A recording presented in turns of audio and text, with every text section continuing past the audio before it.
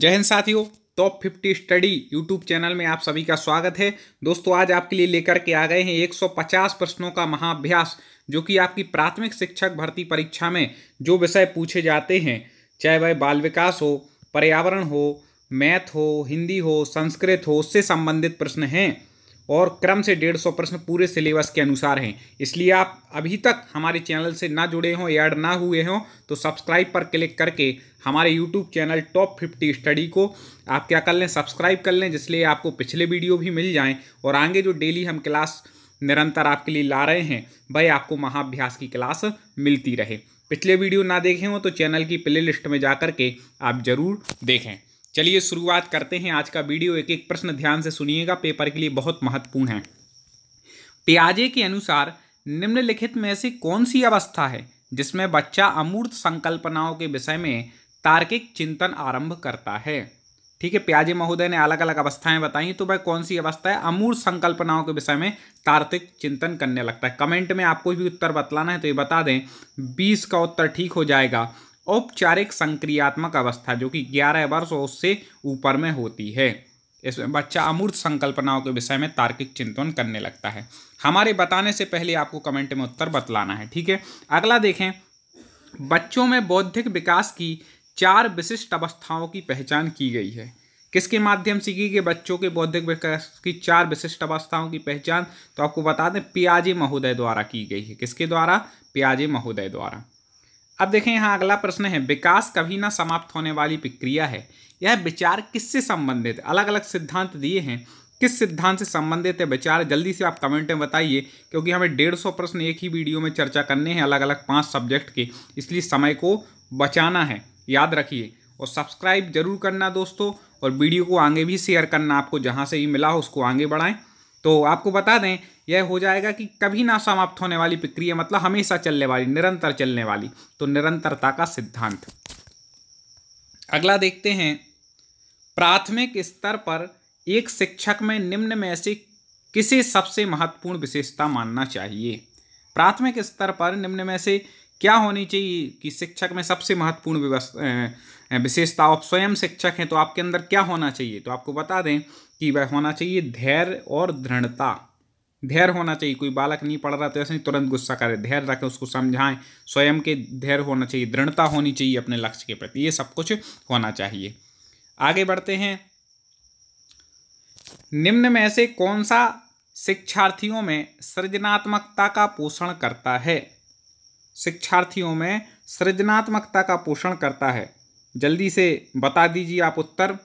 तो आपको बता दें इसका उत्तर हो जाएगा, आपको समय नहीं लेना है, तुरंत कमेंट खोल के रखें, बताते जाएं। बी हो जाएगा, प्रत्येक शिक्षार्थी के अंतर्जात प्रतिभाओं का पोषण करना एवं प्रश्न करने के अवसर उपलब्ध करना। विद्यार्थियों को प्रश्न करने के अवसर उपलब्ध कराने हैं, वो जितना प्रश्न करेंगे उतना उनके ज्ञान का विकास होगा। आगे देखें, महत्वपूर्ण प्रश्न है, वह अवस्था जब बच्चा तार्किक रूप से वस्तुओं व घटनाओं के विषय में चिंतन प्रारंभ करता है। कौन सी अवस्था है जब तार्किक रूप से वस्तुओं घटनाओं के विषय में चिंतन वह स्टार्ट कर देता है? तो आपको बता दें वह है मूर्त संक्रियात्मक अवस्था। कौन सी अवस्था है? मूर्त संक्रियात्मक अवस्था। ये सारी अवस्थाएं पढ़ लीजिएगा। अगला देखें, निम्न में से किस अवस्था में बच्चे अपने समवयस्क समूह के सक्रिय सदस्य हो जाते हैं? मतलब समवयस्क मतलब अपने बराबर के जो समूह होता है उसमें सक्रिय हो जाते हैं। कई बार पूछा गया है, तो आपको बता दें कि किशोरावस्था वह अवस्था है जिसमें बच्चा के अपने समूह में सक्रिय हो जाता है। आगे बढ़ें। बहुत अच्छे प्रश्न है दोस्तों, एक बार लाइक जरूर कर दीजिएगा वीडियो को। पिछले वीडियो ना देखे हों आपने, हर विषय के हमारे चैनल पे, बाल विकास के हैं, पर्यावरण के हैं, संस्कृत के बहुत सारे वीडियो, आप प्ले लिस्ट में जाएँ और वर्ग 3 संस्कृत या टेट एग्जाम संस्कृत की प्ले लिस्ट में जाके सारे वीडियो जरूर देख लें। तो चलिए अब आगे बढ़ते हैं। बच्चों के संज्ञानात्मक विकास को सबसे अच्छी तरीके से कहाँ परिभाषित किया जाता है? संज्ञानात्मक विकास को परिभाषित करना है तो सबसे अच्छे तरीके से आपको बता दें विद्यालय और कक्षा में परिभाषित कर सकते हैं। आगे बढ़ें, बिल्कुल आराम आराम से चलना है, नहीं तो प्रश्न आपको उत्तर दिख जाते हैं, फिर आप उसमें से देख करके बता देते होंगे, इसलिए अब नहीं दिखेगा। निम्न में से कौन पियाजे के अनुसार बौद्धिक विकास का निर्धारक तत्व नहीं है। बौद्धिक विकास का निर्धारक तत्व कौन सा नहीं है, वो भी किसके अनुसार, प्याजे महोदय के अनुसार। तो आपको बता दें अनुभव तो है, संतुलीकरण भी है, तो सामाजिक संचरण ये प्याजे महोदय के अनुसार बौद्धिक विकास का निर्धारक तत्व नहीं है। क्या, सामाजिक संचरण। आगे बढ़ते हैं। बालकों की सोच अमूर्तता की अपेक्षा मूर्त अनुभवों एवं प्रत्ययों से होती है। यह अवस्था है। कौन सी अवस्था में ऐसा होता है कि बालकों की सोच अमूर्तता की अपेक्षा मूर्त अनुभव और प्रत्यय से ज़्यादा होती है? तो वह अवस्था होती है, आपको बता दें कि 7 से 12 वर्ष की अवस्था होती है, जिसको अपन एक प्रकार से बाल्यावस्था भी कहते हैं। आगे बढ़ते हैं। विकास के संदर्भ में निम्न में से कौन सा कथन सत्य नहीं है? याद रखिएगा, नहीं है पूछ रहे हैं, नहीं तो जल्दी से कुछ लोग लगा करके कुछ भी आ जाते हैं। ठीक है, ऐसा। तो देखें, पहला कथन है विकास की प्रत्येक अवस्था में अपने खतरे हैं। बिल्कुल हैं, ये तो सही कथन है, असत्य नहीं है। विकास उकसाने या बढ़ावा देने से नहीं होता है। ये कथन थोड़ा सा गड़बड़ लग रहा है, इसलिए यही इसका उत्तर सही हो जाएगा, क्योंकि विकास उकसाने और बढ़ावा देने से नहीं होता है, नहीं होता है। बढ़ावा देंगे तो व्यक्ति और आगे बढ़ेगा, प्रोत्साहन देंगे उसको तो। ठीक है। बाकी विकास सांस्कृतिक परिवर्तनों से प्रभावित होता है। बिल्कुल होता है। विकास की प्रत्येक अवस्था की अपनी विशेषताएं हैं। बिल्कुल हैं। याद रखिएगा, चौथा पॉइंट। ठीक है, आगे बढ़ते हैं। विकास का अर्थ है, महत्वपूर्ण, वेरी वेरी IMP। विकास का क्या अर्थ है? तो आपको बता दें, विकास का अर्थ है परिपक्वता एवं अनुभवों के फलस्वरूप होने वाले परिवर्तनों की श्रृंखला। ठीक है, आपको तो केवल पूरे वीडियो देखना है और सुनना है। आप भली उत्तर अभी ना बता पाएं, हमारे लगभग 3-4 आप ऐसे अभ्यास लगा लेंगे, महाअभ्यास 150 प्रश्नों के। उसके बाद आप देखना अगले अभ्यास से धड़ाधड़ा पर प्रश्नोत्तर बनेंगे। जब पेपर देने बैठेंगे तो कई प्रश्न इन्हीं में से आ जाएंगे। इसलिए आप बिल्कुल पूरे वीडियो देखें, जो पिछले आपके छूट गए हैं और आगे जो आने वाले हैं। आगे जो आने वाले हैं उसका कैसे पता चलेगा? सब्सक्राइब करके बेल आइकन को दबा लीजिएगा। ठीक है, आगे देखें। खिलौनों की आयु कहा जाता है, वेरी वेरी IMP। जो हम वेरी वेरी IMP बताएं, मतलब वो तो यहीं पर रट लेना है आपको। तो खिलौनों की आयु कहा जाता है पूर्वबाल्यावस्था। पूर्वबाल्यावस्था जो है भाई क्या है? खिलौनों की आयु है। याद रखिएगा। उत्तर बाल्यावस्था में बालक भौतिक वस्तुओं के किस आवश्यक तत्व में परिवर्तन समझने लगते हैं? उत्तर बाल्यावस्था में बताना है कि किन वस्तुओं में परिवर्तन समझने लगते हैं। तो आपको बता दें, द्रव्यमान में भी परिवर्तन समझते हैं, संख्या और क्षेत्र सभी में परिवर्तन समझने लगते हैं। समय को बचाना है, इसलिए आपको हमसे पहले उत्तर देना है। अब आपकी स्पीड देखते हैं। व्यक्तित्व स्थायी समायोजन है किसके साथ? व्यक्तित्व स्थायी समायोजन है, लेकिन किसके साथ है? पर्यावरण के साथ। हाँ, पर्यावरण के साथ तो है। जीवन के साथ, जीवन के साथ भी है। प्रकृति के साथ, तो प्रकृति के साथ भी है। तो ये सभी इसके साथ उत्तर ठीक हो जाएगा। आगे बढ़ते हैं। दोस्तों, प्रश्न अच्छे लग रहे हो तो वीडियो को लाइक करिएगा और आगे जरूर शेयर करिएगा, जिससे और मित्रों तक पहुंचे। दूसरे वर्ष में अंत तक शिशु का शब्द भंडार हो जाता है। दूसरे वर्ष के अंत तक शिशु का शब्द भंडार कितना हो जाता है? 100 शब्द, 100 शब्द जानने लगता है दूसरे वर्ष के अंत तक में। ठीक है, चलिए आगे बढ़ते हैं ऐसी महत्वपूर्ण प्रश्नों के साथ। अभी हमें आगे चर्चा करनी है हिंदी, संस्कृत और पर्यावरण, मैथ। ठीक है, इन सब की पेडागोजी, क्वेश्चन सब पर हम चर्चा करेंगे आगे इसी वीडियो में। शर्म तथा गर्व जैसी भावना का विकास किस अवस्था में होता है? वेरी वेरी IMP है ये। तो शर्म तथा गर्व जैसी अवस्था का किस अवस्था में होता है? तो आपको बता दें, शर्म गर्व की अवस्था बाल्यावस्था है। ठीक है, उसी में इस भावना का विकास होता है। आगे, मैकडूगल के अनुसार मूल प्रवृत्ति जिज्ञासा का संबंध कौन से संवेग से है? ये संवेग दिए हैं 4, तो कौन से संवेग से है? क्या मूल जिज्ञासा का संबंध आश्चर्य से। जब किसी चीज़ में आश्चर्य होगा, अरे ऐसा कैसे, तो जिज्ञासा आएगी, तो आश्चर्य से है। आगे देखें। शेषवावस्था की मुख्य विशेषता क्या नहीं है? याद रखिएगा, शेषवावस्था की मुख्य विशेषता क्या नहीं है? शेषावस्था में है तो सीखने की प्रक्रिया तीव्रता बिल्कुल होती है। जिज्ञासा की प्रवृत्ति आ गया। ठीक है, ये भी होती है। चिंतन प्रक्रिया, चिंतन क्या करेगा व्यक्ति शेषावस्था में? तो यही नहीं है। क्या? चिंतन प्रक्रिया नहीं है। बाकी तीन तो शेषवावस्था की विशेषताएं हैं। अनुकरण द्वारा सीखना भी है, जिज्ञासा की प्रवृत्ति भी है और सीखने की प्रक्रिया तीव्रता ये भी है। एक साथ आपके एक क्वेश्चन पढ़ लिया तो 2-3 क्वेश्चन कवर हो जाते हैं। ऐसे ही पूरे हम 150 आज यहाँ पे पढ़ेंगे, बिल्कुल आप डट के बैठ जाइए। किस मनोवैज्ञानिक के अनुसार विकास एक सतत और धीमी प्रक्रिया है? सतत भी है और धीमी भी है। तो किस मनोवैज्ञानिक के अनुसार है? तो आपको बता दें वह है सी, स्किनर महोदय के अनुसार, स्किनर जी के अनुसार विकास एक सतत और धीमी प्रक्रिया है। आगे बढ़ते हैं। अभी तक लाइक ना किया हो तो वीडियो को लाइक के एक बार जरूर क्लिक कर दें। बाल्यावस्था अवस्था होती है, कैसी अवस्था होती है बाल्यावस्था? तो आप बता दें 12 वर्ष तक होती है बाल्यावस्था, ठीक है। उसके बाद किशोरावस्था शुरू हो जाती है। आगे देखें, व्यक्तित्व विकास की अवस्था है, जल्दी से बता दीजिए व्यक्तित्व विकास की अवस्था क्या है? तो व्यक्तित्व विकास की अवस्था होगी अधिगम एवं वृद्धि, अधिगम भी होना और वृद्धि भी होना। आगे देखें, विकास में वृद्धि से तात्पर्य है, विकास में वृद्धि से किस वृद्धि से तात्पर्य है? जल्दी से आपको बता दें। तो विकास में वृद्धि से तात्पर्य आकार, सोच समझ कौशलों में वृद्धि होना, यही क्या है? विकास में वृद्धि होना है। आगे महत्वपूर्ण वेरी वेरी IMP आ गया, तनाव क्रोध की अवस्था, वेरी वेरी वेरी IMP। तो आपको बता दें वह है किशोरावस्था। तनाव क्रोध की अवस्था कौन सी है? किशोरावस्था। आगे बढ़ते हैं, परिपक्वता का संबंध है, परिपक्वता का संबंध किससे है? परिपक्वता मतलब विकास होना, विकास से। आगे बढ़ते हैं, एक बच्चे की मानसिक आयु 12 वर्ष तथा वास्तविक आयु 10 वर्ष है, तो उसकी बुद्धि लब्धि क्या होगी? ठीक है, मानसिक आयु 12 वर्ष है और वास्तविक आयु 10 वर्ष है, तो वह सीधी 12 गुणे 10 कर दें आप सीधे ही, तो 120 आ जाएगा। ठीक है, तो वह क्या हो जाएगी? 120 हो जाएगी उसकी बुद्धि लब्धि। आगे देखें, शारीरिक विकास का क्षेत्र है, शारीरिक विकास का क्षेत्र आपको बतलाना है, तो स्मृति अभिप्रेरणा समायोजन तो होंगे नहीं। स्नायु मंडल क्या है? स्नायु मंडल है। आगे है, शरीर के आकार में वृद्धि होती है, क्यों होती है भाई शरीर के आकार में वृद्धि? तो शारीरिक और ज्ञानात्मक विकास होना चाहिए, ज्ञानात्मक हो गया, संज्ञानात्मक विकास के कारण होती है, ऐसा आप लगा लीजिएगा।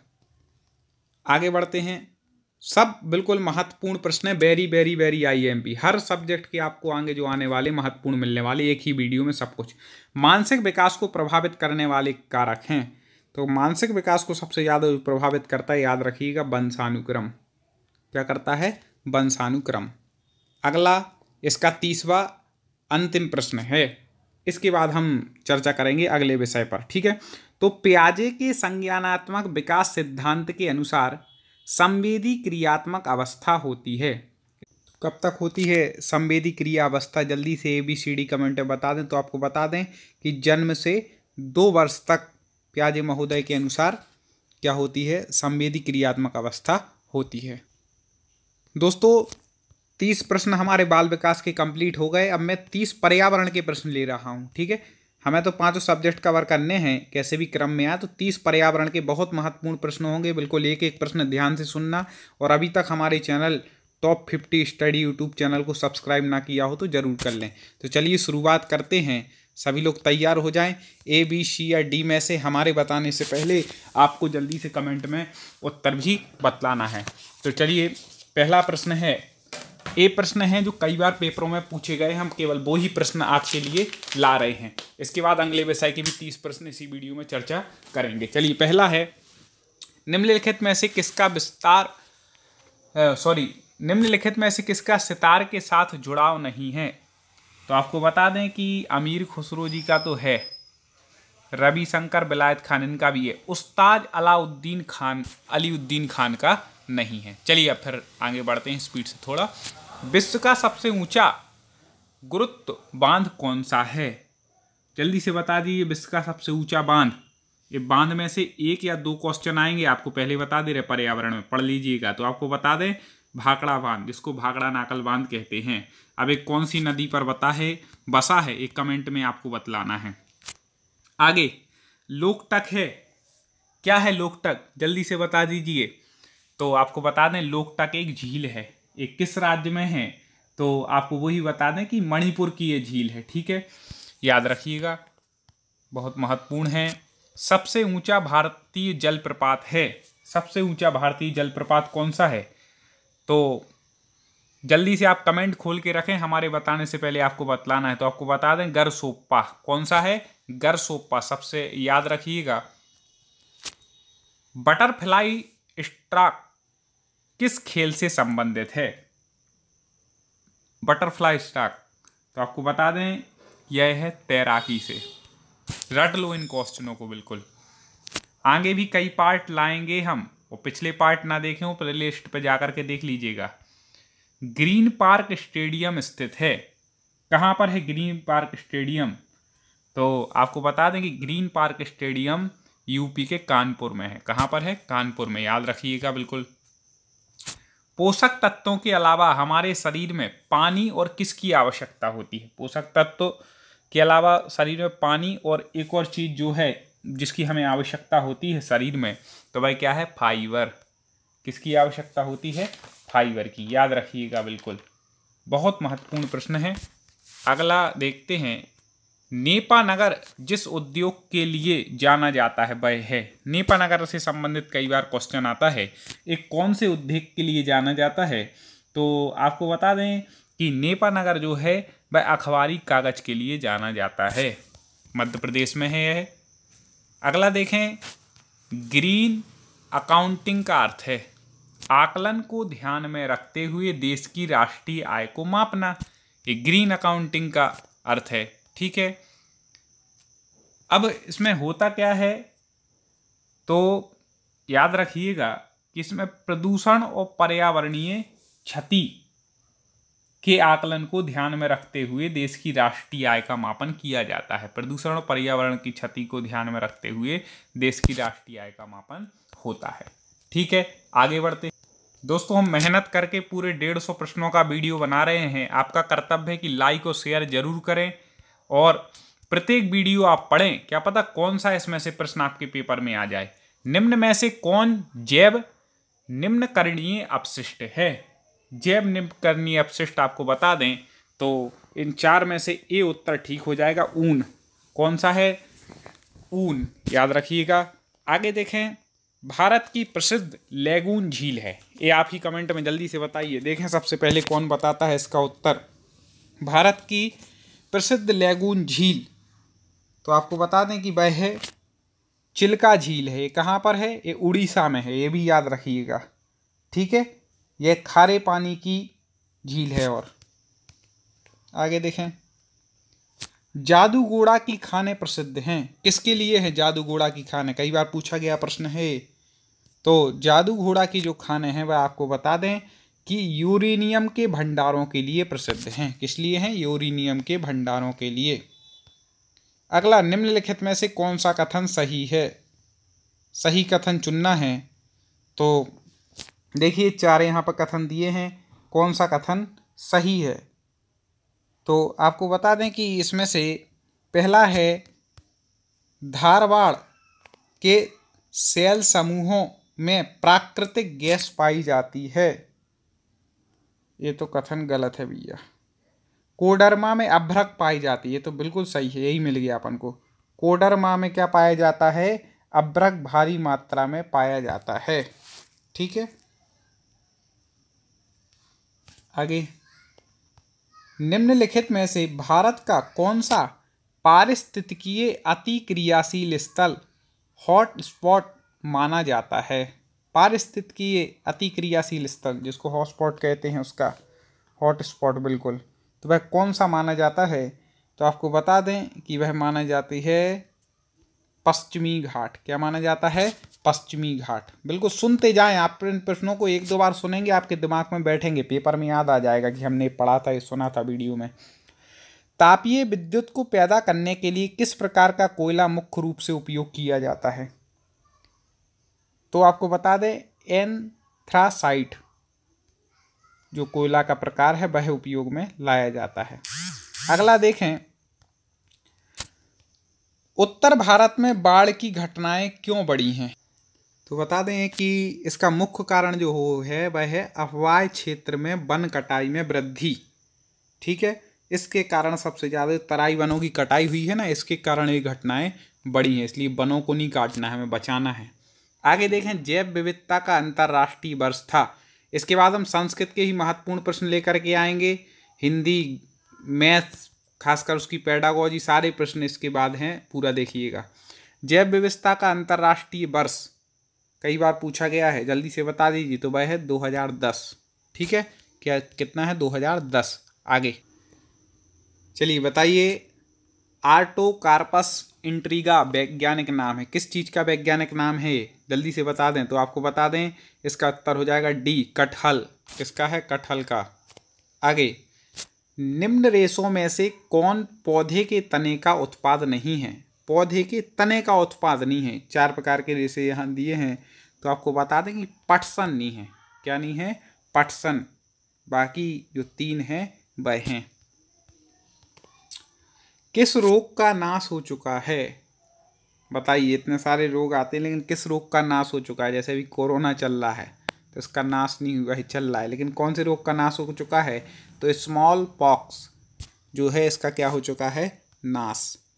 चिपको नारा, चिपको नारा, चिपको आंदोलन से संबंधित क्वेश्चन आते हैं, तो चिपको नारा पारिस्थितिकी स्थायी अर्थव्यवस्था है, किसने गढ़ा था?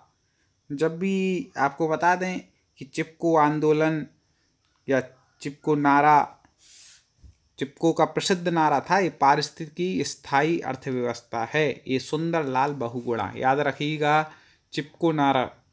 ठीक है, सुंदरलाल बहुगुणा। चिपको आंदोलन के जनक भी यही माने जाते हैं। नर एनाफिलीज मच्छर किससे अपना भोजन ग्रहण करते हैं? किससे करते हैं? जल्दी बता दीजिए। नर एनाफिलीज मच्छर, तो ये क्या? फूलों के मधु से क्या करते हैं? अपना भोजन ग्रहण करते हैं। कौन? नर एनाफिलीज मच्छर। आगे देखें, निम्न में से कौन राजनीतिक विधायिका से संबंधित है? ऐसे भी 1-2 प्रश्न आ जाते हैं, तो कौन है राजनीतिक विधायिका से संबंधित? तो आपको बता दें, राजनीतिक विधायिका से संबंधित होते हैं वित्त मंत्री। कौन? वित्त मंत्री। आगे, भारतीय संविधान में निम्न में से किस अनुसूची में दल बदल कानून है? दल बदल कानून से संबंधित क्वेश्चन आ गया है, जल्दी से बता दीजिए। तो 10वीं अनुसूची याद रखिएगा, 10वीं अनुसूची में क्या है? दल बदल कानून है।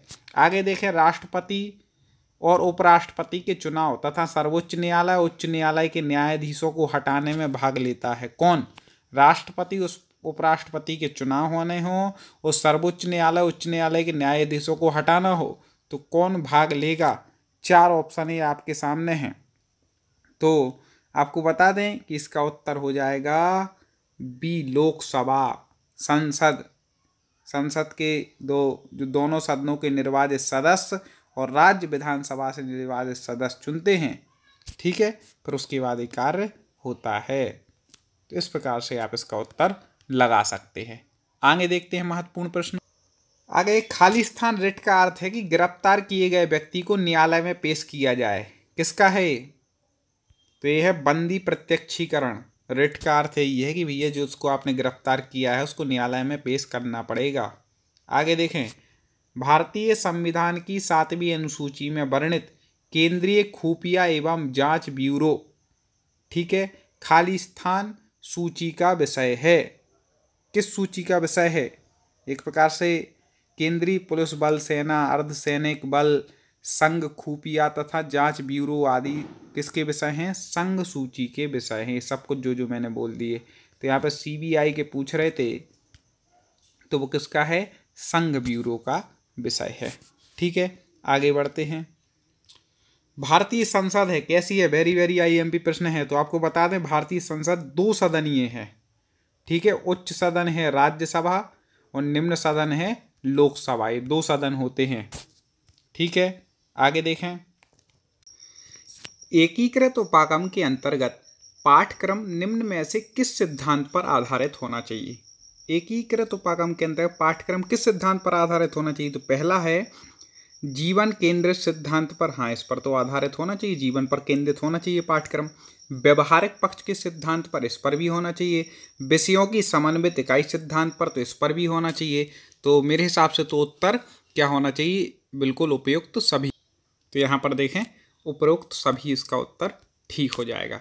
इसका अंतिम देख लेते हैं। इसके बाद अगले सब्जेक्ट के हम 30 प्रश्न लेंगे। बिल्कुल पेपर और सिलेबस के अनुसार है ये।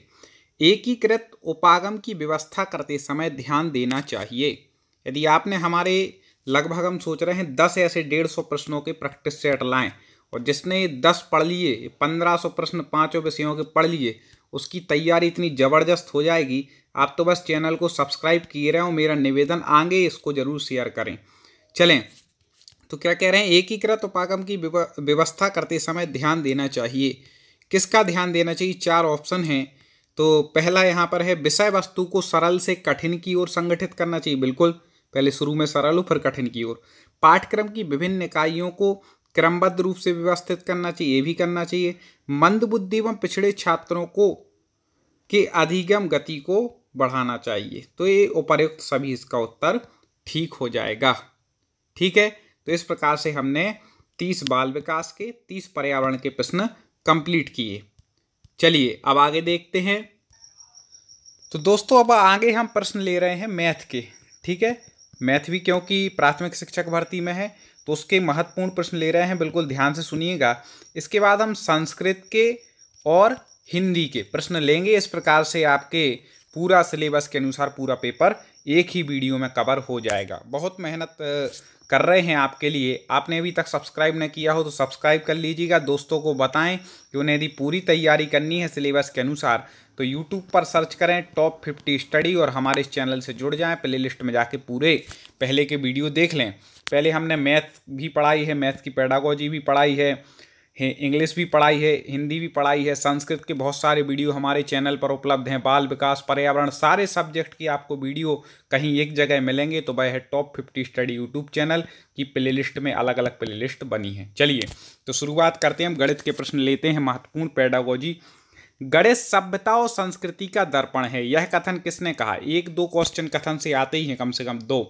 तो जल्दी से बता दीजिए कि गणित सभ्यता और संस्कृति का दर्पण है, यह कथन किसका है? आपको कमेंट में उत्तर बतलाते जाना है। पिछले वीडियो में मैंने देखा कई दोस्तों ने बहुत अच्छा कमेंट दिया था। इसके पहले एक और हमारा महाअभ्यास का वीडियो आया था, उसको आपने बहुत पसंद किया। उसी की तर्ज पर ये वीडियो हम लेकर के आए हैं।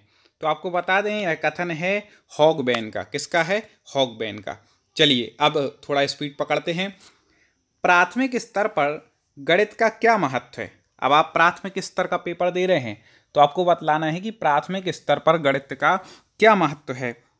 तो आपको बता दें कि जो प्राथमिक स्तर होता है वहाँ पर सामाजिक महत्व की कोई इतनी आवश्यकता नहीं है, सांस्कृतिक भी नहीं, धार्मिक। हाँ, मानसिक महत्व है। क्या है?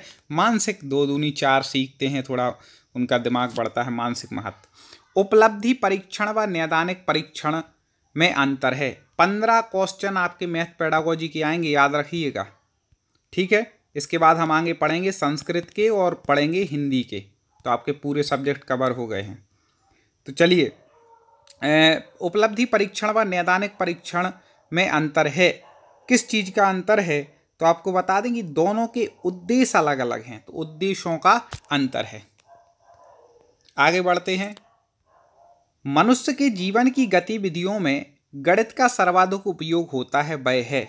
किस चीज़ में मनुष्य में सबसे ज़्यादा गणित का उपयोग करता है? तो आपको बता दें कि सबसे ज़्यादा उपयोग होता है सामाजिक और आर्थिक गतिविधियों में। ठीक है, गणित का उपयोग तो होता ही है आर्थिक में। आगे देखें, कौन सा कार्य अध्यापक से संबंधित नहीं है? योजना बनाना तो है, मार्गदर्शन देना भी है, शिक्षण करना भी। हाँ, बजट बनाना नहीं है। बजट बनाना अध्यापक का कार्य नहीं है, बाकी 3 हैं, याद रखिएगा। सर्वाधिक प्रभावशाली शिक्षण सामग्री है, जल्दी से बता दीजिए। सबसे ज़्यादा प्रभावित शिक्षण सामग्री होती है वह है प्रत्यक्ष अनुभव। सामने जो देखा है उसका अनुभव करना, इससे प्रभावशाली कुछ नहीं हो सकता है। ठीक है, आगे देखते हैं। वस्तुनिष्ठ परीक्षण की सर्वाधिक महत्वपूर्ण विशेषता, याद रखिएगा। क्या है वस्तुनिष्ठ परीक्षण की सबसे बड़ी विशेषता? विश्वसनीयता एक ही है, वैधता ये भी है, और वस्तुनिष्ठता। ये तीनों बिल्कुल दिमाग में बैठा लें, वेरी वेरी IMP है। वस्तुनिष्ठ परीक्षण में क्या है? विश्वसनीयता है, वैधता है, वस्तुनिष्ठता है। तो उपर्युक्त सभी हो जाएगा। अभी आप जो परीक्षण कर रहे हैं वो कौन सा है? आपका जो प्राथमिक शिक्षक भर्ती का पेपर होगा वो भी वही वस्तुनिष्ठ परीक्षण है। गणित सभी विज्ञान का द्वार एवं कुंजी है, यह शब्द किसने कहा? 2 से 3 क्वेश्चन आते हैं, इसलिए हम बीच बीच में हर अभ्यास में जितने हम अभ्यास लेकर के आएंगे उसमें ऐसे लेते जाएंगे कथन वाले प्रश्न। तो बता दीजिए जल्दी किसने कहा है? तो आपको बता दें, गणित सभी विज्ञानों का द्वार और कुंजी है, ये रोज बेकर महोदय ने कहा है, रोजर बेकर महोदय ने कहा है। आगे देखें, गणित के अध्ययन से एक बच्चे में किस गुण का विकास होता है? कोई गणित का अध्ययन कर रहा है तो उस बच्चे में किस गुण का विकास होगा? जल्दी से बता दीजिए। तो आपको बता दें कि गणित के अध्ययन से उसमें आत्मविश्वास आएगा, बिल्कुल आएगा, तार्किक सोच भी होगी, विश्लेषक सोच भी होगी, तो इनमें से सभी ये सब कुछ हो जाएगा। प्राथमिक स्तर पर गणित का महत्व है। प्राथमिक स्तर पर गणित का महत्व कैसा है? क्योंकि प्राथमिक स्तर की आपको शिक्षक बनना है तो वह है व्यवहारिक। कैसा है? व्यवहारिक महत्व है प्राथमिक स्तर पर। आगे देखें, महत्वपूर्ण प्रश्न, सामान्य से विशिष्ट का सिद्धांत निम्न में से किस में प्रयोग होता है? सामान्य से विशेष की ओर किस विधि में बढ़ते हैं? तो आपको बता दें कि वह विधि है निगमन विधि या निगम विधि। ठीक है, निगमन विधि में क्या होता है? सामान्य से विशिष्ट की ओर बढ़ते हैं, और आगमन विधि में विशिष्ट से सामान्य की ओर बढ़ते हैं। दोनों याद रखिएगा। गणित में किस विधि में हम प्रायः सूत्र व नियमों की सहायता लेते हैं? किस विधि में हम प्रायतर सूत्र और नियमों की सहायता लेते हैं गणित में? जल्दी से बता दीजिए। तो वह विधि हो जाएगी निगमन विधि। इसमें क्या होता है? सूत्र और नियम दोनों की सहायता लेते हैं। ठीक है, आगे, छोटी कक्षाओं में गणित विषय में रुचि उत्पन्न करने के लिए पढ़ाने का तरीका होना चाहिए। IMP है बिल्कुल। कैसा होना चाहिए? छोटी कक्षाओं में यदि गणित पढ़ाना है तो मनोरंजक और खेल संबंधी, क्योंकि खेल खेल में सिखाना है मनोरंजन के साथ, तब उनका मन लगेगा। आगे, निम्न में ऐसे किसमें गणित विषय का प्रयोग स्पष्ट रूप से नहीं हो रहा है? किस में नहीं हो रहा है भैया? जल्दी से बता दीजिए। तो लाभ हानि में तो हो रहा है, साइकिल चलाने में नहीं हो रहा है, उत्तर इसका ठीक हो जाएगा। सब्जियां खरीदने इसमें भी हो रहा है, कितने भी की हैं, क्या भाव है, उधार लेने में भी हो रहा है। तो ऐसे जीवन से सामान्य संबंधित आते हैं प्राथमिक स्तर पर। थोड़े अभी सरल लाए हैं, थोड़े कठिन लाए, क्योंकि सरल से कठिन की ओर बढ़ना है ना, तो उसी रीति से हम चल रहे हैं। आपके लिए एक एक अभ्यास लेते जाएंगे। यदि एक विद्यार्थी गणित विषय कई बार अनुत्तीर्ण हो जाता है तो यह जानने के लिए कि गणित की किस विशेष शाखा में वह कमजोर है, निम्न में से कौन सी विधि प्रयोग में लेंगे?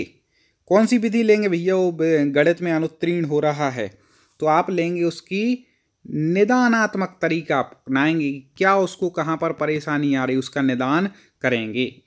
चलिए कुछ और ले लेते हैं। वैसे 15 क्वेश्चन पूछे जाते हैं गणित पेडागोजी के, 15 इस प्रकार के रहते हैं लगभग अधिकतर में, लेकिन फिर भी हम थोड़े और ले ले रहे हैं 5 क्वेश्चन, क्योंकि हम हल वाले, लाभ हानि इत्यादि जो पूछे जाते हैं वो हल वाले नहीं ले रहे, क्योंकि उसमें विस्तार हो जाएगा, बहुत लंबा खिंच जाएगा। इसलिए उसके अलग से वीडियो हमारे चैनल पर अपलोड हैं, मैथ के प्रैक्टिस सेट अपलोड हैं, आप उनको देख लीजिए।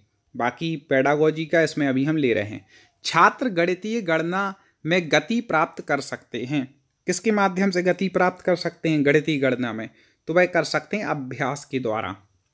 अभ्यास जितना करेंगे उतनी ज़्यादा गति होगी। आप जितना ज़्यादा जोड़ घटाना, गुणा इत्यादि करने का, पहाड़े पढ़ने का जितना अभ्यास करेंगे उतनी गति बढ़ जाएगी। आगे, आर्यभट्ट का समाज में योगदान बालक जान रहा है, यह किस उद्देश्य की पूर्ति कर रहा है? जल्दी से बता दीजिए कि आर्यभट्ट ने क्या समाज में के योगदान को बालक ने किस उद्देश्य की? तो वह बालक में अभिरुचि के उद्देश्य की पूर्ति की। उसकी रुचि है इसलिए वह उनको जान पा रहा है कि उनका क्या योगदान है। आगे देखते हैं, ताश के पत्तों में छिपे अंकों के खेल को छात्र अपनी विचारधारा के अनुसार अभिव्यक्त कर रहा है, वह किस कारण से संबंधित है? इसी प्रकार के क्वेश्चन आएंगे, आप देख लीजिएगा बिल्कुल, क्या पता यही के ही आ जाएं। ठीक है, तो आप अच्छे से बिल्कुल पढ़िए। आगे और अभी पढ़ते हैं। तो यह किसका है कि ताश के पत्तों में छिपे अंकों के खेल को छात्र अपनी विचारधारा के अनुसार अभिव्यक्त कर रहा है, जैसी उसकी विचारधारा, तो वह किस कारण से संबंधित? उसके व्यक्तित्व से। किससे है? व्यक्तित्व से। आगे बढ़ते हैं, सम विषम संख्याओं को बालक सारणीबद्ध कर रहा है, वह किस उद्देश्य की प्राप्ति कर रहा है? ठीक है, सम विषम संख्याओं को सारणीबद्ध कर रहा है, सारणी बना रहा है, तो किस उद्देश्य की वह प्राप्ति कर रहा है? तो आपको बता दें कि वह कौशल उसका एक कौशल है, तो कौशल उद्देश्य की प्राप्ति कर रहा है। एक और अंतिम देख लेते हैं, बस गणित के बीच ही रहने देते, इसके बाद अगला विषय आगे फिर हम कभी ले आएंगे वो वाले क्वेश्चन भी, तो वो अगले वीडियो में फिर देख लेंगे जैसा होगा। गणित विषय के लिए पुरातन स्तोत्र के रूप में कौन सा ग्रंथ उपयोगी, पुरातन स्त्रोत के रूप में कौन सा ग्रंथ उपयोगी है गणित के लिए, कई बार पूछा गया ये क्वेश्चन। तो आपको बता दें ऋग्वेद सबसे जो प्रथम वेद है वह पुरातन स्त्रोत के रूप में यही ग्रंथ क्या है, उपयोगी होगा। इस प्रकार से हमने मैथ के ही प्रश्न अपने कंप्लीट हो गए। दोस्तों अब आगे हम चर्चा करने वाले हैं संस्कृत के 30 महत्वपूर्ण प्रश्नों पर। थोड़ा हम विस्तार से इसमें चर्चा करेंगे क्योंकि संस्कृत में लोगों को बड़ी कठिनाई होती है और मैं प्रयास करता हूं कि आपके संस्कृत में बिल्कुल भी नंबर ना छूटें। इसलिए इन प्रश्नों को हम इस अभ्यास प्रश्न पत्र में महाअभ्यास में व्याख्या सहित ले रहे हैं। आगे भी ऐसे महत्वपूर्ण प्रश्न हम लेकर के आएंगे, तो आप इसको पूरा देखें। इसके बाद हिंदी के प्रश्नों पर चर्चा करते हैं। तो 30 प्रश्नों पर हम चर्चा शुरू करते हैं। संस्कृत के एकोन चत्वारिंशत् को कहते हैं। एकोन चत्वारिंशत् मतलब एक ऊन मतलब एक कम, चत्वारिंशत् मतलब 40, तो एक कम 40 मतलब कितना हो जाएगा 39। ऐसे अपन को याद रखना है। ऐसे ही 39 हो गया। 29 को क्या कहते हैं विंशति, तो 9 विंशति मतलब 29। 39 को 9 त्रिंशत्, एकोन चत्वारिंशत्। 49 को 9 चत्वारिंशत्, याद रखिएगा, ये ज़्यादातर पूछे जाते हैं व्याख्या में जो साथ में है, ठीक है। और 59 को 9 पंचाशत् कहते हैं। इस प्रकार से यहाँ पर आपको याद रखना है। अगला देख लेते हैं। मैं एक और बात बता दूं, यदि आप संस्कृत की पूरी सिलेबस के अनुसार तैयारी करना चाहते हो, संधि, समास, प्रत्यय, उपसर्ग, शब्द रूप, धातु रूप, आप जो भी है ट्रिक के साथ सरल भाषाएं पढ़ना चाहते हो, आप हमारे चैनल पर सिलेक्ट करें, प्लेलिस्ट में जाएं और जो भी आपको पढ़ना है संस्कृत के हर सब्जेक्ट के हर प्रकार के वीडियो उपलब्ध हैं। अब देखें, द्वि शब्द स्त्रीलिंग प्रथमा विभक्ति का रूप है। द्वि शब्द तो स्त्रीलिंग प्रथमा विभक्ति, द्वि का द्वे चलता है, कैसा चलता है द्वे स्त्रीलिंग का। तो पुल्लिंग में देखें आप प्रथमा में द्वौ चलेगा, ठीक है, और नपुंसकलिंग में द्वे और स्त्रीलिंग में द्वे। इस प्रकार से विस्तार से हैं, आप पढ़ सकते हैं, स्क्रीनशॉट भी ले सकते हैं। आगे बढ़ते हैं। जिसकी व्याख्या बिल्कुल ज़रूरी होगी बताना, उसकी हम आपको ज़रूर बताएंगे। अभी हम इसको आगे बढ़ते हैं, चलें। ददती रूप है। ददती कैसा रूप है, तो आपको बता दें, दा धातु जो होती है परस्मयी पद के, उसके रूप चलते हैं लट लकार के, ठीक है। लट लकार प्रथम पुरुष का बहुवचन है, ठीक है। तो कैसे चलते इसके रूप देख लो। ददा, ददाति, दत्तः, ददति, ददासी, दत्तः, दत्त, ददामी, दद्वा, दद्वाह। इस प्रकार के और भी कोई पूछ ले, मान लो मध्यम पुरुष का पूछ ले एक वचन, तो ददासी हो जाएगा। इसलिए आप इसको भी याद कर लीजिएगा। दा धातु के रूप पूछे जाते हैं। तो क्या लट लकार है, लट लकार वर्तमान काल में होता है, प्रथम पुरुष है और बहुवचन है, ठीक है। आगे देखते हैं। गुरूपदेशा शब्द में प्रयुक्त संधि है। गुरूपदेशा में कौन सी संधि है, तो आपको बता दें, इसका संधि विक्षित जो हो जाएगा, देखें आप यहीं पर दिया है गुरु प्लस उपदेशा, तो क्या हो जाएगा ऊ का और ऊ आ गया, तो ऊ के बाद ऊ आया तो बड़ा ऊ हो गया, तो क्या बन गया गुरूपदेशा। तो दीर्घ संधि हो जाएगी, दीर्घ स्वर संधि हो जाएगी। संधि की ट्रिक के साथ हमने पढ़ाई, यदि आपने वो वीडियो देख लेंगे तो मैं गारंटी लेता हूँ संधि में कभी एक भी आप गलत करके नहीं आएंगे। प्लेलिस्ट में जाएं, संस्कृत की प्लेलिस्ट खोलें और आप संधि का वीडियो जरूर देखें।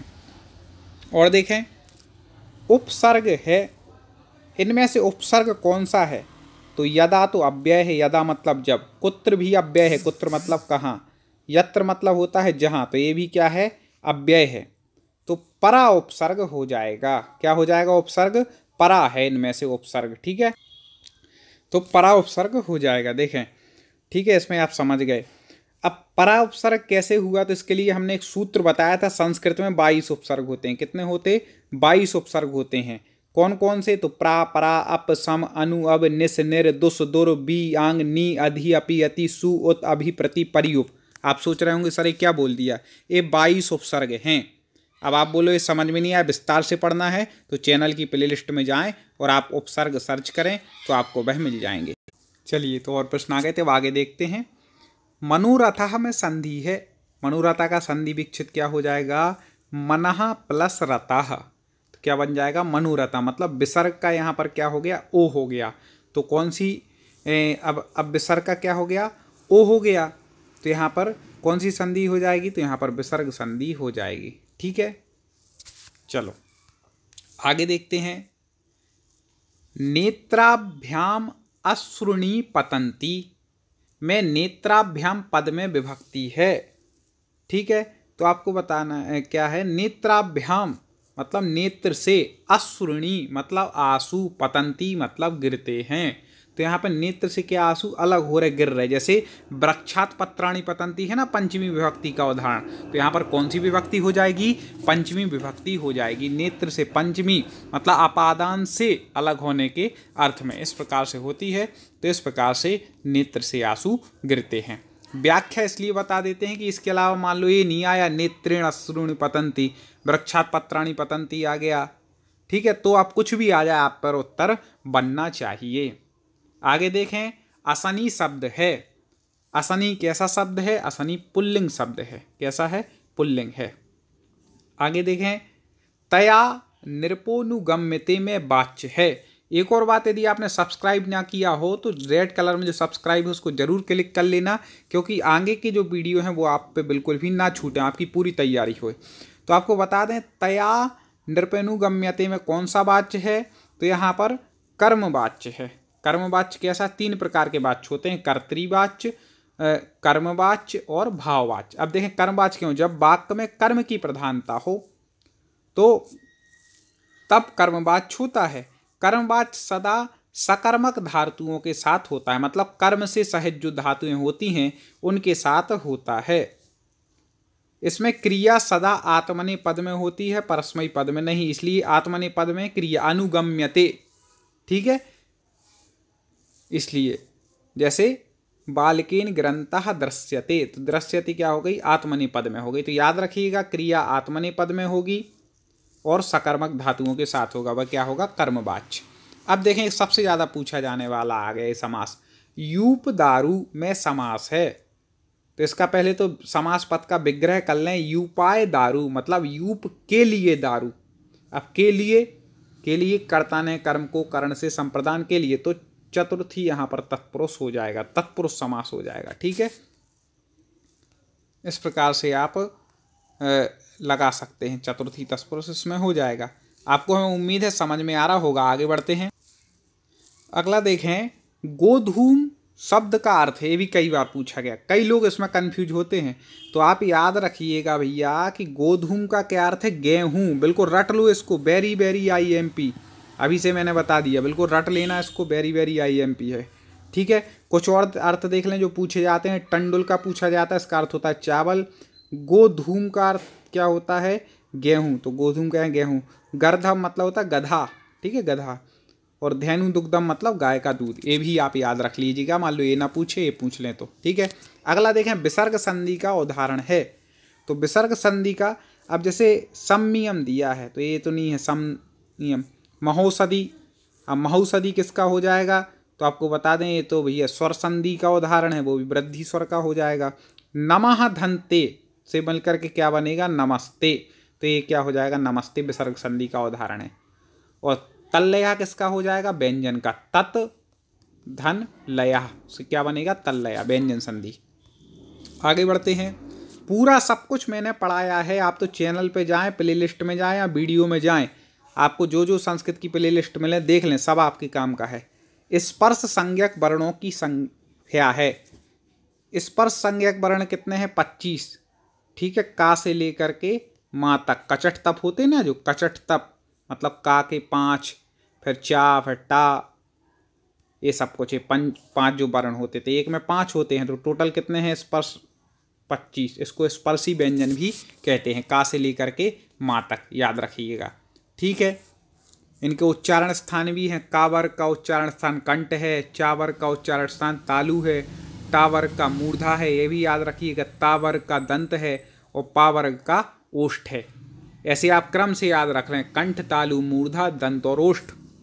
ठीक है, कंठ, तालु, मूर्धा, दंत और ओष्ठ। ऐसे ही कचट तप यहाँ याद रख लें, और कंठ, तालु, मूर्धा, दंत और ओष्ठ। तो आपको 25 जो वर्ण हैं उनके उच्चारण स्थान भी आ गए हैं और ये भी आपको पता चल गया कि स्पर्शी व्यंजन है।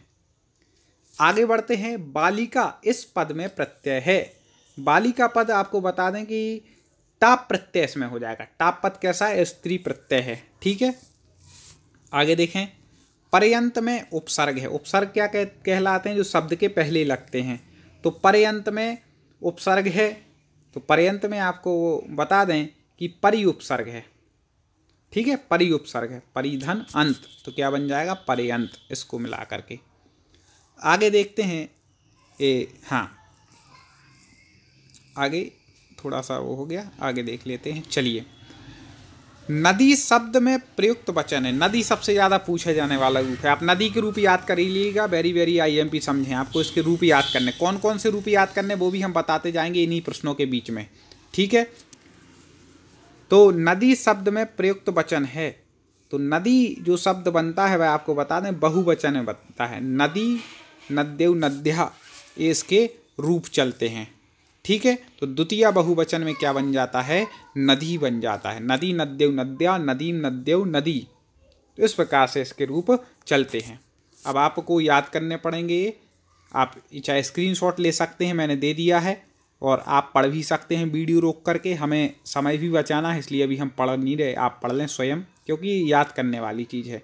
हाँ, ट्रिक से कैसे याद करना है तो आप हमारे शब्द रूप का जो चैनल पर वीडियो अपलोड है उसको देख लें, तो उसमें बताया गया है। अब देखें, अकारांत पुल्लिंग शब्द का उदाहरण है। अकारांत पुल्लिंग शब्द का उदाहरण है। अब पुल्लिंग तो सीधा इसमें पहले तो आप देखें, फल तो नपुंसकलिंग है, वाच भी ऐसे ही है, भानु से। तो राम शब्द, रामः, मतलब अकारांत पुल्लिंग। अकारांत पुल्लिंग क्या?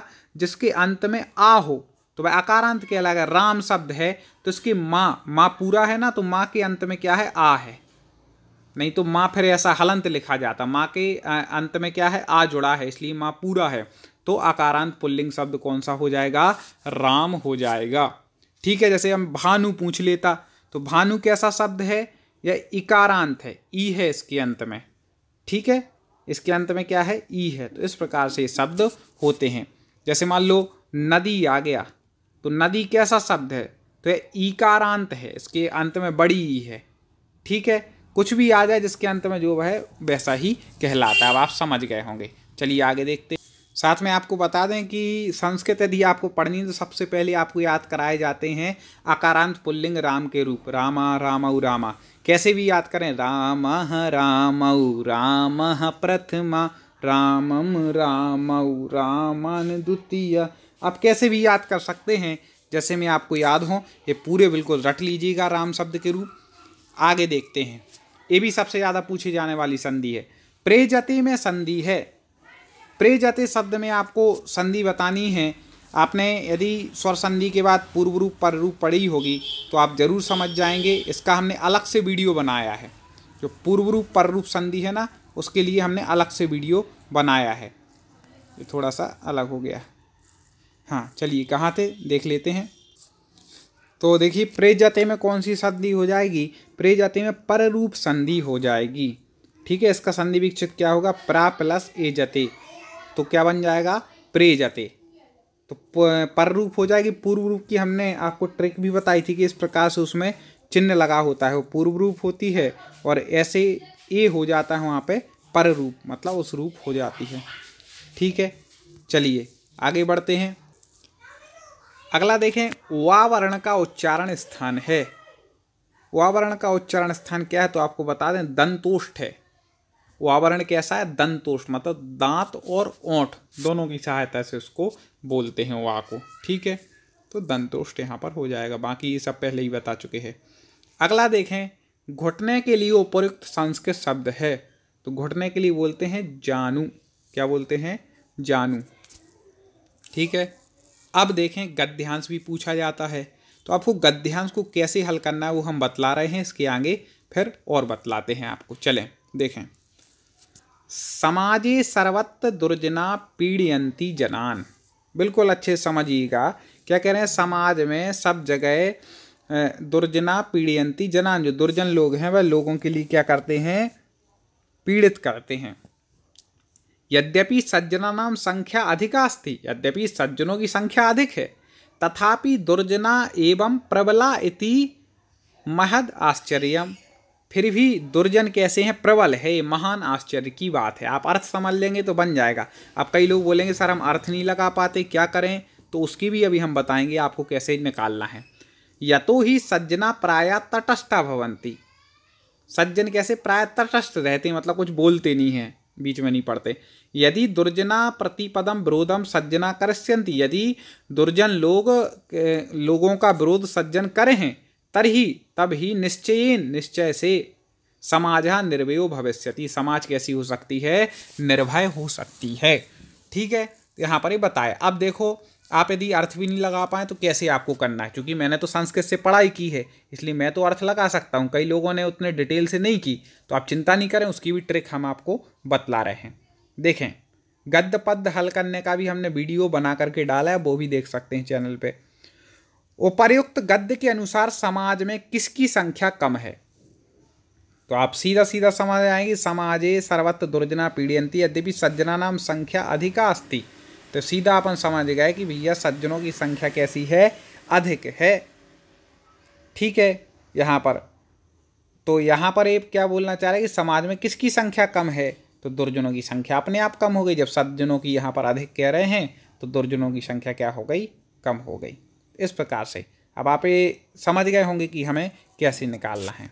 और देखें, एक और देखें, उपरोक्त गद्य के अनुसार दुष्ट लोग समाज में क्यों प्रबल हैं, दुष्ट लोग समाज में क्यों प्रबल हैं, तो बता रहे हैं कि यहाँ पर देखिए, हाँ अब देखिए फिर से गद्य में ही हमें उत्तर मिलेगा कि दुर्जना एवं प्रबला महद आश्चर्यम, यतो ही सज्जना प्रायः तटस्था भवन्ति, सज्जन क्या है, प्रायः तटस्थ होते हैं, इसलिए दुर्जन लोग कैसे हैं, प्रबल हैं, तो क्योंकि सज्जन लोग कैसे हैं, तटस्थ रहते हैं। पहला ही इसका उत्तर बिल्कुल सही हो जाएगा। तो देखो इसी में से निकल गया ना। चलिए अब आगे और अच्छे प्रश्नों पर चर्चा करें। एक गद्य आता है तो एक पद्य भी आता है। तो देखें, महान वृक्षो जायते वर्धते ते तम चैव भूतानि समाश्रयन्ति यदा वृक्षद्यते दह्यते च तदाश्रया अनिकेता भवन्ति। मतलब क्या कह रहे हैं कि महान वृक्ष होते हैं, वर्धते च तम चैव भूतानि समाश्रय, भूतानि मतलब प्राणियों के लिए, समाश्रयन्ति मतलब आश्रय देते हैं, वृक्ष महान है वो प्राणियों के लिए आश्रय देते हैं।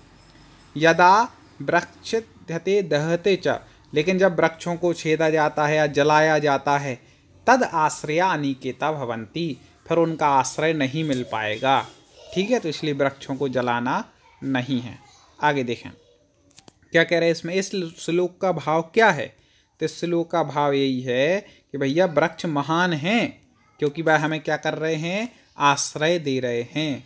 ठीक है, महान वृक्षो जायते, शुरू में ही कह दिया इसको।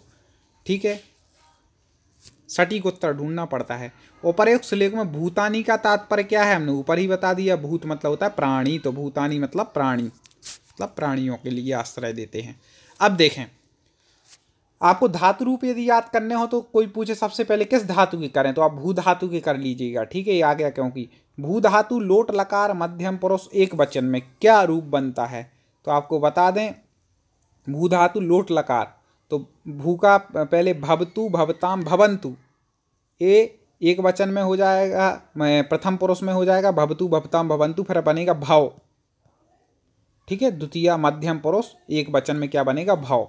तो भव भवतम भवत भवानी भवाव भवाम, यहाँ देख लें, यहाँ दिए हैं। अच्छा हाँ ठीक है, ये दिए हैं, भवतु भवतम भवंतु भव भवतम भवत भवानी भवाव भवाम। इस प्रकार से लोट लकार में रूप चलते हैं। लट लकार में कैसे चलते हैं, भवती भवता भवंती भवती भवसी भवता भवत भवानी भवाव भवामी भवावा भवामह। ठीक है, लिट में चलते हैं भविष्यति आदि, ऐसे कई हैं, तो आप याद कर लीजिएगा। सर्वनाम शब्द है। ठीक है, सर्वनाम शब्द क्या है, सर्वाह, एक क्या है, सर्वनाम शब्द है। इसके रूप भी चलते हैं, सर्वा सर्वो सर्वे। ठीक है, तो आप वो भी याद कर। एक वीडियो में आपको 100+ क्वेश्चन हो गए हैं, ऐसे अभी हम 10 वीडियो लगातार लेके आने वाले हैं। ठीक है, तो और डले भी हैं कई चैनल पर, जाके आप जरूर देखें। कुंजर शब्द का अर्थ है, कुंजर मतलब होता है हाथी, याद रखिएगा, कई बार पूछा गया है, कुंजर मतलब हाथी। और भी जो इसमें दिए हैं, हिरण के लिए मृग कहते हैं, संस्कृत में मृगा हो जाएगा। ठीक है, सुअर के लिए बराह कहते हैं और सर्प के लिए सर्पाह कहते हैं। ठीक है, ऐसे। आगे देखें, मातृ शब्द का तृतीया विभक्ति एक वचन में होगा। मातृ शब्द, तो मातृ शब्द का तृतीया विभक्ति एक वचन में आपको बता दें मात्रा बनता है। क्या बनता है? मात्रा। ये कैसे ये रूप चलते हैं? माता, मातरऊ, मातरा, मातरम, मातरऊ, मातृ, मात्रा। ये तृतीया में बन गया। या आप इसका स्क्रीनशॉट ले सकते हैं, बाद में भी पढ़ सकते हैं, वीडियो रोक करके भी पढ़ सकते हैं। मैं तो कहूँगा एक वीडियो को आप 2 बार देखें जिससे अच्छे से और हो जाए। सुबंधु की रचना है। निम्न में से सुबंधु की रचना क्या है? तो वासवदत्ता। ये क्या है? सुबंधु की रचना है। अभिज्ञान शाकुंतलम किसकी है? अभिज्ञान शाकुंतलम कालिदास की है। और मेघदूतम भी किसकी है? ये भी कालिदास जी की है। ठीक है। और स्वप्नवास दस्ता महाकवि भास की है। तो इस प्रकार से आप बाकी रचनाओं को लगा सकते हैं। कालिदास की रचनाओं के लिए हमने एक कोड बताया था, रमे कर MBA। इसका मतलब क्या होता है? रा से रघुवंश, मे से मेघदूत, का से कुमार संभव। ऐसे पूरे हमने आपको बताए थे। अब पूरा हम नहीं बता रहे, हम भी चाहते हैं आप भी थोड़ा प्रयास करें। आप जाएं चैनल में और जाकर के वह वीडियो देख लें जिसमें कालिदास की रचनाएं बताई गई हैं ट्रिक के साथ। ऐसे कई वीडियो हैं, आपको बस जुड़े रहना है। आगे देखते हैं। चैनल को सब्सक्राइब जरूर कर लेना। और मेरा एक निवेदन, कमेंट में आप बताएं किस एग्ज़ाम की तैयारी कर रहे हैं, तो उसी के सिलेबस के अनुसार हम और ऐसे प्रश्नोत्तर लाएंगे, आपके लिए पढ़ाया जाएगा पूरा। आप कमेंट में ये जरूर लिखें आप किस एग्ज़ाम की तैयारी कर रहे हैं। वीडियो को लाइक करना। चलिए देखें, निम्नलिखित में से कौन सा स्वर है? स्वर बताना है तो आपको बता दें, ब्री नहीं है स्वर, लिरी है, लिरी। ठीक है, आ ई ऊ, ठीक है, आ ई ऊ री होता है और एक लिरी होता है। ये 2 आगत स्वर जो कहलाते हैं। तो क्या हो जाएगा? लिरी। इसमें क्या हो जाएगा? स्वर हो जाएगा। और जब माहेश्वर सूत्र पढ़ेंगे, आई ओन री लिख ए ओंग ए ओंग छय बरट, तो ठीक है, आई ओन री लिख ए आ गया। ठीक है, लिरी। इस प्रकार से यहाँ पर 30 प्रश्नों पर हमने चर्चा की। 30 ही प्रश्न पूछे जाते हैं अगले वीडियो। दोस्तों, अब संस्कृत के 30 प्रश्नों पर चर्चा हो गई। अब हम हिंदी के 30 प्रश्नों पर चर्चा करेंगे। कई लोग सोच रहे होंगे सर गद्य पद्य पूछे जाते हैं वो नहीं लिए, तो मैं आपको बता दूं गद्य पद्य के लिए मैंने अलग से वीडियो बनाए हैं, आप वो देख लें। क्योंकि 1-2 बार गद्य पद्य में हमें समझना है, उसमें याद करने का कुछ नहीं है। आप समझ लेंगे हमें कैसे अर्थ निकालना है। बाकी आगे के जो हम प्रैक्टिस सेट लाएंगे 150 प्रश्नों के, तो बीच बीच में गद्य पद्य पेडागोजी के प्रश्न लाएंगे। अभी व्याकरण के ज़्यादा महत्वपूर्ण है क्योंकि समझना है और उसको जानना है। तो वो मैंने 30 प्रश्न लिए हैं, तो आप बिल्कुल अच्छे से उनको पढ़ें। कमेंट में आप भी उत्तर बताते जाएँ। तो अब हिंदी के हम 30 प्रश्नों पर यहाँ पर चर्चा करने वाले हैं, जो कि आपके लिए बहुत महत्वपूर्ण है। एक एक प्रश्न को आप सुने और समझें। 9 बजने को 10 मिनट हैं, तो इसमें आपको बता दें इसका सही उत्तर हो जाएगा 2 नंबर। 9 बजने में 10 मिनट हैं। 9 बजने को नहीं होता, 9 बजने में। ठीक है, इस प्रकार से यहाँ पर हो जाएगा। अगला देखें, कपिस और कपीस का अर्थ है। ठीक है, तो एक तो आपको पता ही होगा कि कपीस मतलब तो होता है बंदर। तो पहले देख लो बंदर किस में है? 2 में है। ठीक है, अब कपिस थोड़ा शब्द लोगों को लग रहा होगा, तो कपिस मतलब गर्मी तो होता नहीं। हाँ, कपिस मतलब मटमेला होता है, इसलिए इसका उत्तर ठीक क्या हो जाएगा? 4 नंबर इसका उत्तर ठीक हो जाएगा। इस प्रकार से हमें लगाना पड़ता है।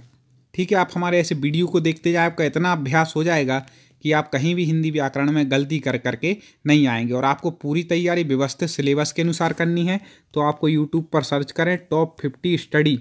हमारे इस चैनल को आप सर्च करेंगे, इस चैनल को सब्सक्राइब कर लें, तो फिर आपके लिए पूरा क्रम से अध्ययन मिलता जाएगा। अगला देखें, पेड़ों पर मैना बैठी है। पेड़ों पर मैना बैठी है, इस वाक्य का शुद्ध रूप होगा। अब पेड़ों पर मैना बैठी है तो जम नहीं रहा है कि पेड़ बहुत सारे बोला मैना एक है, इसलिए क्या होना चाहिए? पेड़ पर मैना बैठी है।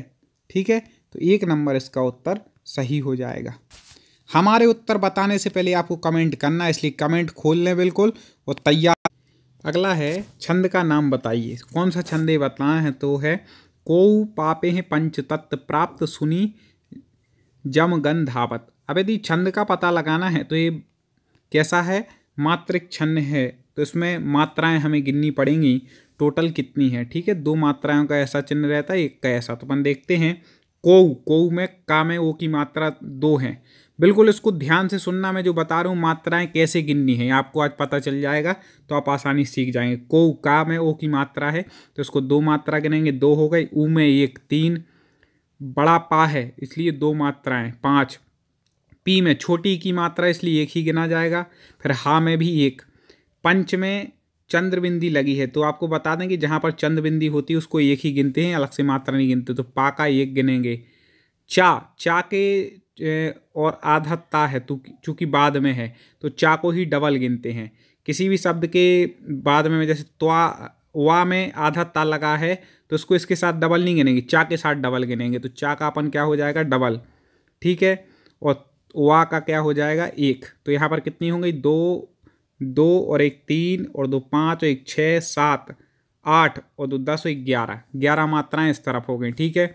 अब दूसरे तरफ का गिनते हैं, 2 प्रा की 2, ठीक है, और ता की 1 3 और सा में छोटी चूकी छोटे ऊ की मात्रा इसलिए 1 ही गिनेंगे, और नी में भी छोटे की इसलिए 1 ही गिनेंगे, तो यहाँ पर कितनी हो गई 5।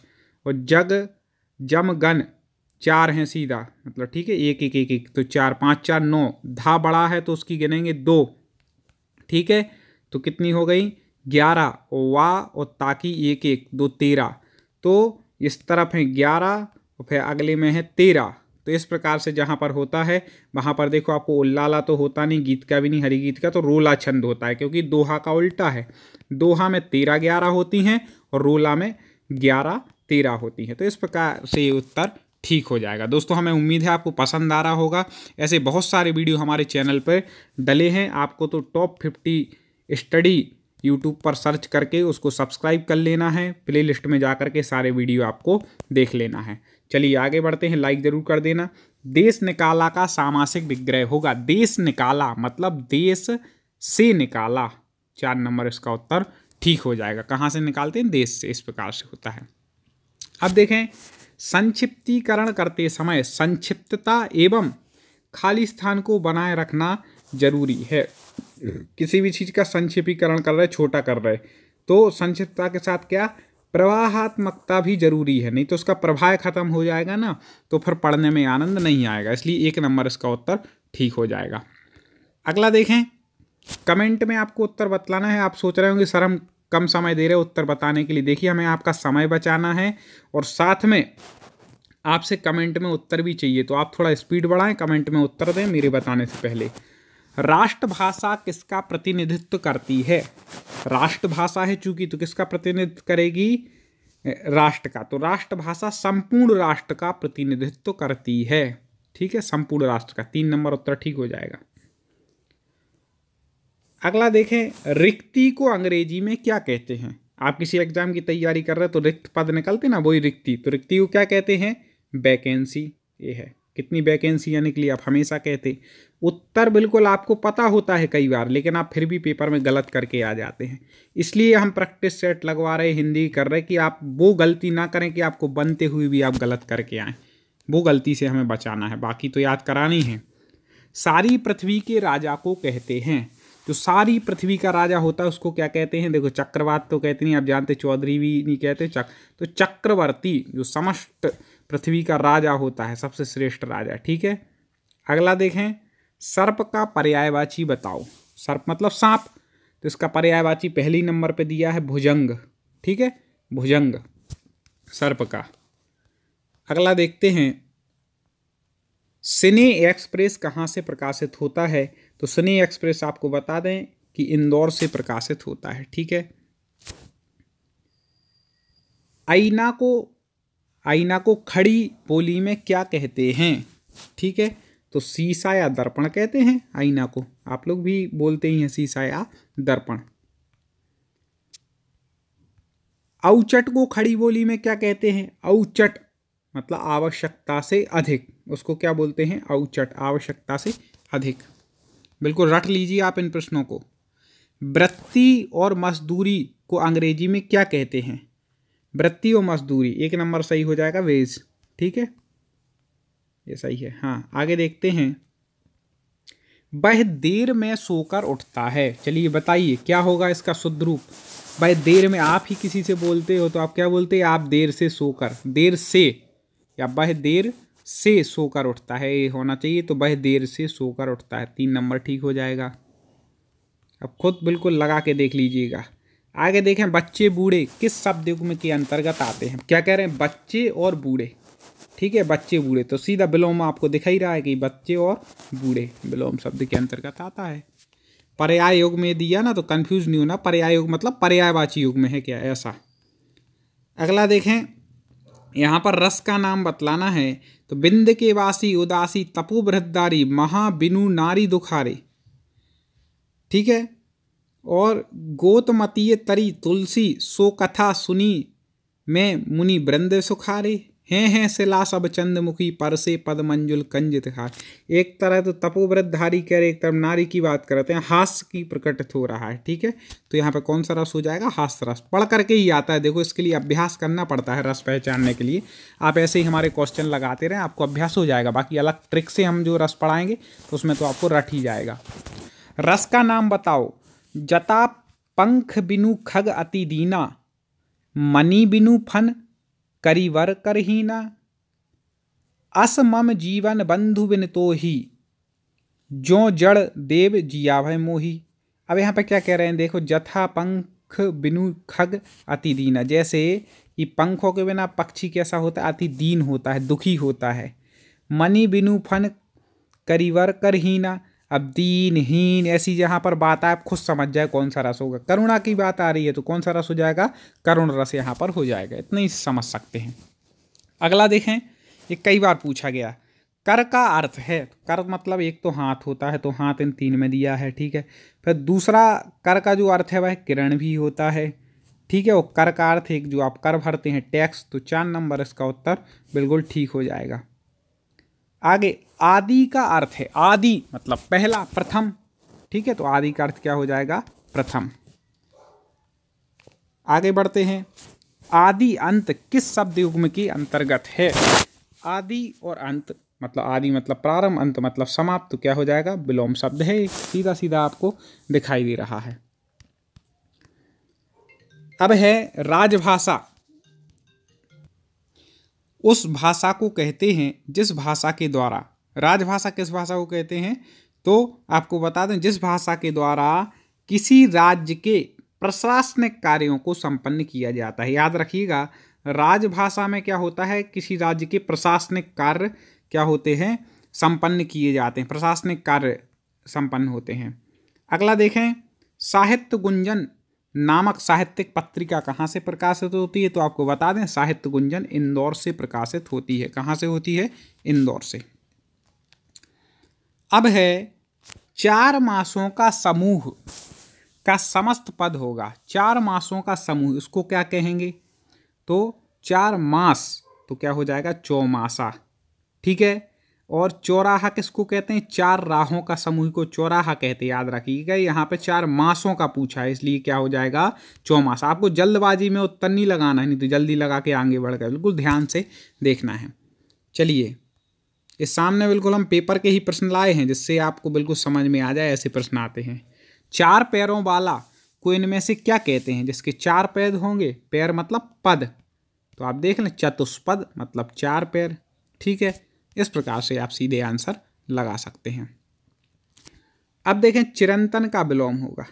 चिरंतन का पहले यदि है किसी चीज़ का विलोम जानना है तो उसका अर्थ आना चाहिए। चिरंतन मतलब चिरकाल से जो चला आ रहा है, प्राचीन काल से जो चला आ रहा है, तो चिरंतन का क्या हो जाएगा, अब आप आसानी से लगा सकते हैं। नश्वर जो मतलब प्राचीन से, चिरकाल से, हमेशा से है, तो वो चिरंतन हो गया। और नश्वर मतलब जो नाश को प्राप्त हो गया, नश्वर हो गया। ठीक है, अगला देखें, वाक्य का नाम बताओ। रमेश ने बताया कि वह घर जा रहा है। वाक्य होते हैं मिश्र वाक्य, संयुक्त वाक्य, सरल वाक्य, ये सब कुछ आपको बिल्कुल ट्रिक के साथ पूरे सिलेबस के अनुसार पढ़ाया जाता है हमारे चैनल टॉप 50 स्टडी पर। तो आप जुड़े रहें और प्ले लिस्ट में जाकर के आप सभी सब्जेक्ट की, चाहे आप संस्कृत पढ़ रहे हो, चाहे पर्यावरण, चाहे बाल विकास, किसी भी चीज़ की आप तैयारी कर रहे हो, चाहे हिंदी साहित्य, हिंदी व्याकरण, सब कुछ यहाँ पर आपको उपलब्ध मिलता है। तो रमेश ने बताया कि वह घर जा रहा है, कैसा है, तो रमेश ने बताया कि वह घर जा रहा है, मिश्रित वाक्य है। ठीक है, संयुक्त होता है तो और वगैरह लगा रहता है। सरल होता तो सीधा कि राम घर जा रहा है, रमेश घर जा रहा है, ऐसा हो जाता है, इसलिए मिश्रित वाक्य हो जाएगा। अगला देखें, इस वाक्य को सरल कीजिए। इस वाक्य को सरल कीजिए, इसको मतलब सरल में परिवर्तित करना है। तुम बाहर गए और वह रोने लगा। ठीक है, अब सरल वाक्य बनाना, ये है कैसा, संयुक्त वाक्य है। तुम बाहर गए वह रोने लगा, ठीक है, तो संयुक्त है। अब इसको सरल मतलब तुम्हारे बाहर जाते ही वह रोने लगा। अब देखो ये कहाँ पर लिखा है, ये 3 नंबर पर, क्योंकि आप खुद सोच लें कि आप जब वाक्य बोलते, किसी से बात करते, तो कैसे बोलेंगे जिससे वो सही प्रतीत हो। ठीक है, तुम्हारे बाहर जाते ही वह रोने लगा। दोस्तों अभी तक लाइक ना किया हो तो एक बार लाइक ज़रूर कर देना और कमेंट में बताना कि आप किस एग्जाम की तैयारी कर रहे हैं, जिससे पूरे सिलेबस के अनुसार वीडियो आए। इस वाक्य को संयुक्त वाक्य में बदलिए। कठोर बनकर भी सहृदय बनो। कठोर बनकर भी सहृदय बनो। अब इसको संयुक्त बनाना है, तो कठोर बनो परंतु सा, क्योंकि दोनों बात करेंगे भाई, कठोर तो हो लेकिन सहृदयी भी बनो, केवल कठोर ना रहो। ठीक है, तो कठोर बनो परंतु सहृदय बनो, ये हो गया। अगला देख लेते हैं। अगला है अलंकार का नाम बताओ। रस छंद अलंकार ये तो पूछे जाते हैं, तो अलंकार का नाम बताना है। साथ ही संधि और समास की बहुत अच्छी ट्रिकें के साथ हमने वीडियो पढ़ाया है, तो आप वो जरूर देख लीजिएगा। तो अलंकार का नाम यहाँ पूछा है, हनुमान की पूंछ में लगन ना पाई आग, लंका सारी जल गई, गए निशाचर भाग। अब ये इतना सरल है, इतने बार पूछा गया है, तो मैं चाहता हूँ इसका कमेंट में उत्तर आप लोग दें।